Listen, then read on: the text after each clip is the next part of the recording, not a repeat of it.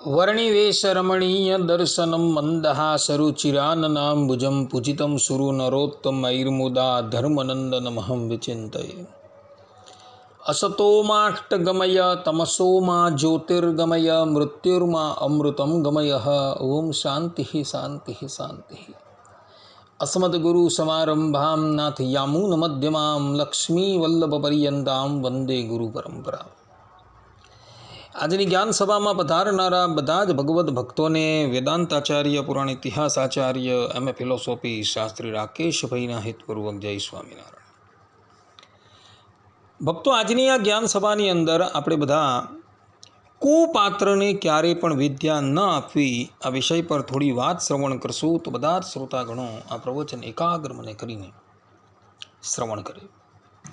તો ભગવાન સ્વામિનારાયણ શિક્ષાપત્રીના 36મા શ્લોકની અંદર કહે છે કે પાઠનિયા અધિત વિદ્યા કાર્યસંગો અન્વહમ શતામ, અર્થાત કે પોતે જે વિદ્યા ભણ્યા હોઈએ તે બીજાને ભણાવવી અને નિત્ય પ્રત્યે સાધુનો સમાગમ કરવો। આ પ્રમાણે ભગવાન સ્વામિનારાયણ અહીં સ્પષ્ટ રૂપે એવું કહી રહ્યા છે કે પોતે જે વિદ્યા ભણેલા હોય તે બીજાને ભણાવવી જોઈએ, અર્થાત કે પોતાની વિદ્યાનું દાન અન્યને અવશ્ય કરવું જોઈએ। પરંતુ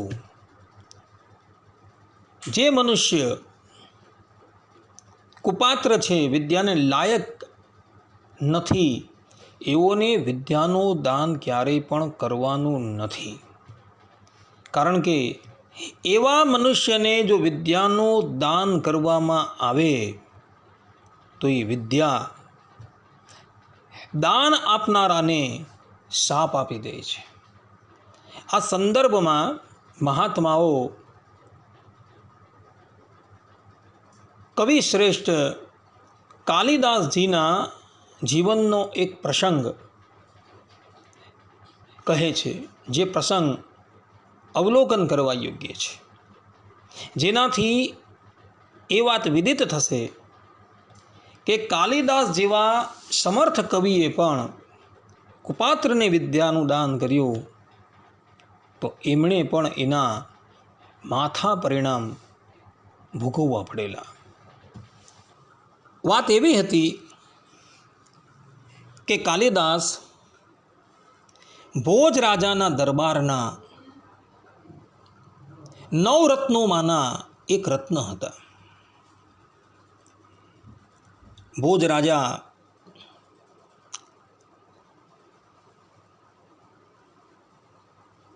એ વિદ્વાનોના તથા કવિઓને ખૂબ આદર આપતા હતા। એઓના દરબારમાં આયે દિન પંડિતોની જ્ઞાન ગોષ્ઠી થતી રહેતી હતી અને એની અંદર કાલિદાસજી આગવું સ્થાન ધરાવતા હતા। ભોજ રાજા પોતે એક વિદ્વાન હતા અને એઓ કાલિદાસજીને પોતાના ગુરુ માનતા હતા। કાલિદાસજીનું સંપૂર્ણ જીવન શાસ્ત્રોની રચનામાં જ વ્યતીત થયું હતું। માં મહાકાળીની કૃપાથી કાલિદાસજીને વિદ્યાની પ્રાપ્તિ થઈ હતી। એક સમયની વાત છે, કાલિદાસજી એક ગ્રંથનું નિર્માણ કરતા હતા અને એ ગ્રંથની અંદર એઓએ જગતજનની માં પરાંબાના સૌંદર્યનું વર્ણન કર્યું અને એ વર્ણનની અંદર કાલિદાસજીએ માં પરાંબાના ગુહ્યા અંગોનું પણ વર્ણન કર્યું। કાલિદાસજી પોતે નિર્વિકાર છે। માતાનું જેવું સૌંદર્ય હતું એવું જ એમણે વર્ણન કરેલું હતું।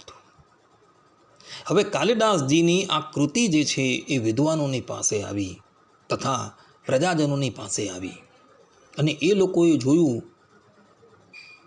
કે કાલિદાસજીએ આની અંદર દેવીના ગુહ્યા અંગોનું વર્ણન કરેલું છે. એટલે પંડિતોની અંદર અને પ્રજાની અંદર આક્રોશ ફાટી નીકળ્યો. એઓએ ભોજ રાજાને કહ્યું કે કાલિદાસજીએ આ જઘન્ય અપરાધ કરેલો છે. જગતજનની પરાંબા એ જીવ પ્રાણી માત્રની માતા છે. ખુદ કાલિદાસ પણ એને પોતાની માતા કહે છે. અને પુત્રએ પોતાની માતાના ગુહ્યા અંગોનું વર્ણન કર્યું. આ બહુ જ અનુચિત કાર્ય છે. માટે તત્કાલ કાલિદાસજીને દેશ નિકાલો આપી દો. આ પ્રમાણે જ્યારે પ્રજાજનોએ તથા પંડિતોએ કહ્યું એટલે ભોજ રાજાની ઈચ્છા ન હતી, છતાં પણ ભોજ રાજાએ કવિ કાલિદાસજીને દેશ નિકાલ આપી દીધો. કાલિદાસજી ભોજ રાજાનું રાજ્ય છોડી બીજા સ્થાન પર જતા રહે છે. કાલિદાસજી ગયા અને કેટલોય સમય વ્યતીત થઈ ગયો. ભોજ રાજાને કાલિદાસજી વગર ક્યાંય ચેન પડતું ન હતું. કારણ કે પોતાના મનની અંદર શાસ્ત્ર સંબંધી જે પણ કોઈક શંકા હોય એ શંકા કાલિદાસજી ઉકેલી નાખતા હતા. ભોજ રાજાએ મનોમન નક્કી કર્યું કે હું કાલિદાસજીની શોધખોળ કરાવું. એઓએ પોતાના ગુપ્તચરોને મોકલ્યા અને બધી જગ્યાએ કાલિદાસજીની શોધખોળ કરાવી, પરંતુ કાલિદાસજીનો કશે પત્તો ન મળ્યો. અંતે ભોજ રાજાએ એક યુક્તિ કરી. ભોજ રાજા પોતે પણ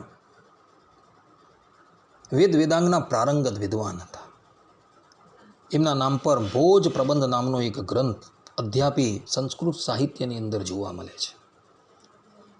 એમણે એક શ્લોકનો એક ચરણ લખ્યું. કમલે કમલોત્પત્તિ શ્રૂયતે નતુ દ્રશ્યતે. અર્થાત કે કમળથી કમળની ઉત્પત્તિ થાય છે એ તો સાંભળ્યું છે, પણ જોયું નથી. આટલો શ્લોક લખી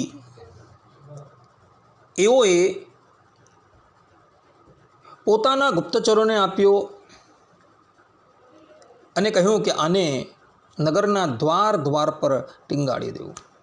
આ ઉપરાંત અન્ય રાષ્ટ્રોમાં જઈને પણ આનો પ્રચાર અને પ્રસાર કરો. આ શ્લોકની જે પૂર્તિ કરી આપશે તેને હું 100 સુવર્ણ મુદ્રા આપીશ. આ પ્રમાણે ભોજ રાજાએ એ શ્લોક લખી પોતાના ગુપ્તચરોને આપ્યો, સંદેશવાહકોને આપ્યો અને સંદેશવાહકોએ તથા ગુપ્તચરોએ એનો ચોમેર પ્રચાર અને પ્રસાર કરી દીધો. હવે આ શ્લોક જે છે ને એ એક વેશ્યાના હાથમાં આવ્યો.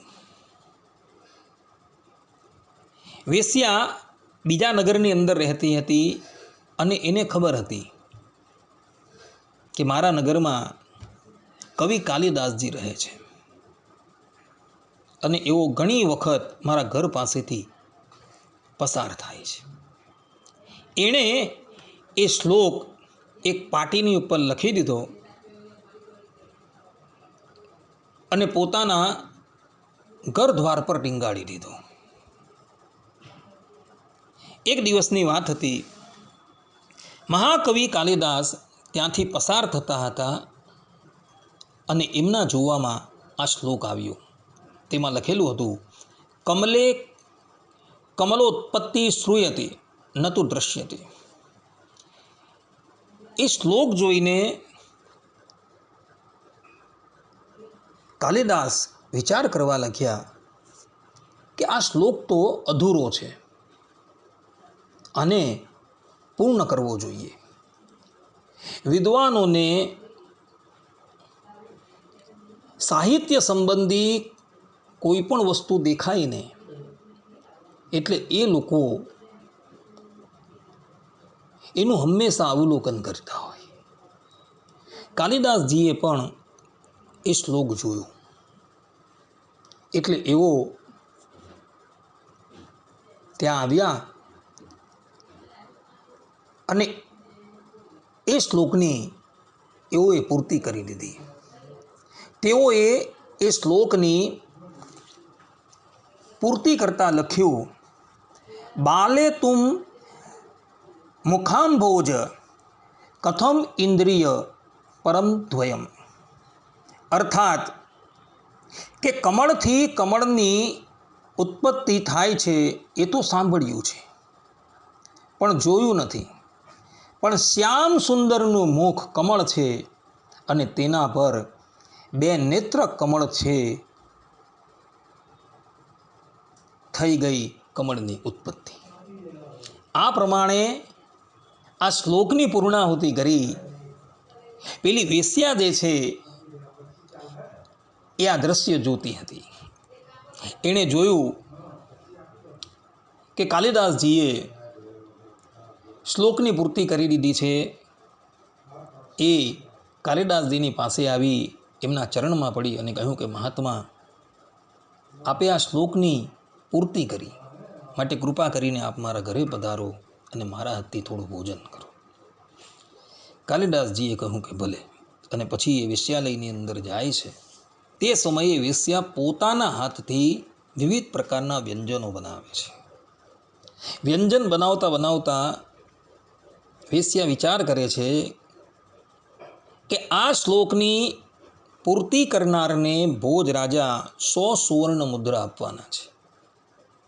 100 સુવર્ણ મુદ્રા મને મળી જાય તો મારું જીવન યથાર્થપણે ચાલે. માટે હું કાલિદાસજીને આ અન્નની અંદર વિષ આપી મોતને ઘાટ ઉતારી દઉં અને પછી આ શ્લોક લઈને હું રાજાની પાસે જાઉં.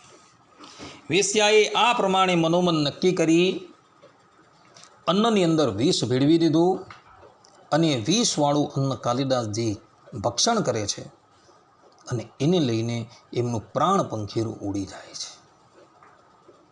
ત્યારબાદ વેશ્યા પોતાના સેવકો પાસે કાલિદાસજીનું શબ્દ એક નદીની અંદર ફેંકાવી દે છે અને એ શ્લોક લઈને એ ભોજ રાજાની પાસે આવે છે અને ભોજ રાજાને કહે છે કે રાજન, અમે આ શ્લોકની પૂર્તિ કરી દીધી છે. ભોજ રાજા શ્લોકની પૂર્તિ જોઈ વિચાર કરવા લાગ્યા કે આ શ્લોક આ વેશ્યાએ તો પૂર્ણ કરેલો જ નથી. એવો તલવાર કાઢીને વેશ્યાની પાસે આવે છે અને કહે છે કે રે દુષ્ટે, સાચે સાચું કહેજે, આ શ્લોકની પૂર્તિ કોણે કરેલી છે? જો અસત્ય બોલશે તો આ તલવારથી તારા કટકા કરી નાખા. રાજાના ભયથી વેશ્યા કહે છે કે રાજન, આ શ્લોક મેં પૂર્ણ નથી કરેલો, પરંતુ કાલિદાસજીએ પૂર્ણ કરેલો છે. કાલિદાસજીનું નામ સાંભળતા જ રાજાએ તલવાર નીચે ફેંકી દીધી અને એ વેશ્યાના ચરણમાં પડી ગયો અને વેશ્યાને કહે છે કે વેશ્યા, હું તને 100 નહીં પરંતુ 500 સુવર્ણ મુદ્રા આપીશ, પરંતુ તું મને મારા ગુરુનો ભેટો કરાવો. મારા ગુરુ ક્યાં રહે છે એ મને કહે. આ પ્રમાણે જ્યારે ભોજ રાજાએ કહ્યું એટલે કપટી વેશ્યાએ રાજાને કઈ ઉત્તર ન આપ્યો, કારણ કે એણે તો કાલિદાસને મોતને ઘાટ ઉતારી દીધેલા હતા. રાજાએ જ્યારે ઘણું દબાણ કર્યું અને મારવાની ધમકી આપી એટલે વેશ્યા રાજાને બધી વાત કરે છે. એણે કાલિદાસને કેવી રીતના મોતને ઘાટ ઉતારી દીધેલા હતા એ બધી જ વાત એ રાજાને કરે છે. વાત સાંભળી ભોજ રાજા ક્રોધાયમાન થાય છે અને પડેલી તલવાર ઉઠાવે છે અને એ વેશ્યાના કટકે કટકા કરી નાખે છે. ત્યારબાદ તો ભોજ રાજા કાલિદાસજીના શબને શોધાવે છે, વિધિવત રીતે એનો અગ્નિ સંસ્કાર કરાવડાવે છે. ભોજ રાજાના મનની અંદર કાલિદાસ ગયા પછી સહેજ પણ શાંતિ રહેતી નથી. એ મનોમન વિચાર કરે છે કે સંસ્કૃત સાહિત્યના પ્રકાંડ પંડિત કાલિદાસ, જેઓએ પોતાનું સંપૂર્ણ જીવન જ્ઞાન પ્રાપ્તિની અંદર વિતાવી દીધું, એની આવી દુર્દશા. એક દિવસ એ એક મહાત્માની પાસે આવે છે અને પોતાની મનોવ્યથા એ મહાત્માને કહે છે. ત્યારે મહાત્મા જેઓ ખૂબ પહોંચેલા હતા, તેઓ ભોજ રાજાને કહે છે કે રાજન, કાલિદાસ જ્ઞાનવાન હતા, પણ તેઓએ પોતાની વિદ્યા કુપાત્ર એવી વેશ્યાને આપી હતી.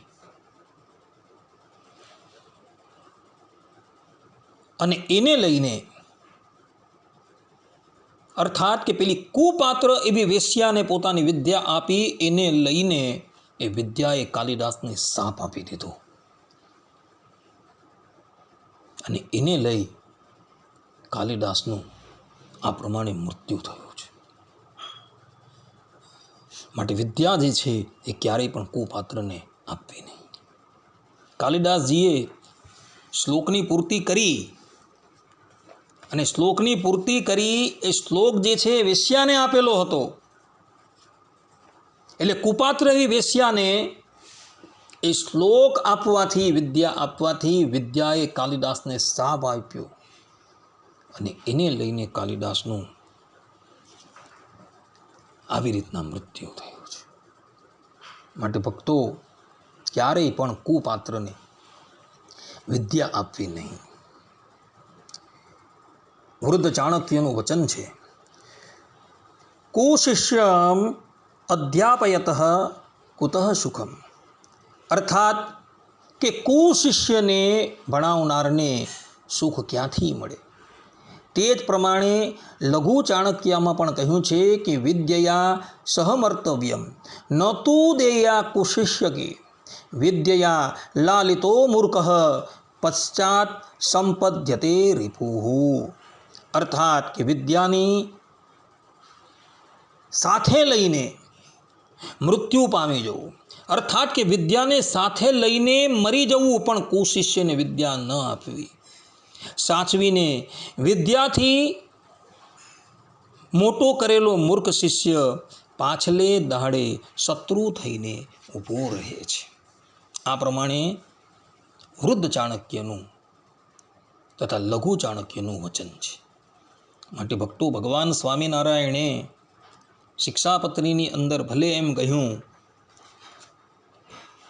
કે પોતે જે વિદ્યા ભણ્યા હોય તે બીજાને ભણાવી, પરંતુ એની અંદર પાત્ર અપાત્રનો વિચાર અવશ્ય કરવાનો છે.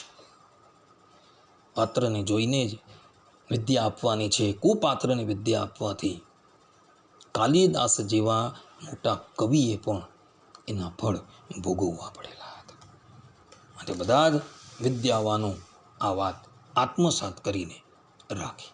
આટલું કહીને હું મારા પ્રવચનને અહીં વિરામ આપું છું. સર્વે સંતુ નિરામયઃ, સર્વે સુખીનો ભવંતુ, સર્વે ભદ્રાણિ પશ્યન્તુ, મા કશ્ચિદ દુઃખ ભાગ ભવેત. અસ્તુ. જય સ્વામિનારાયણ.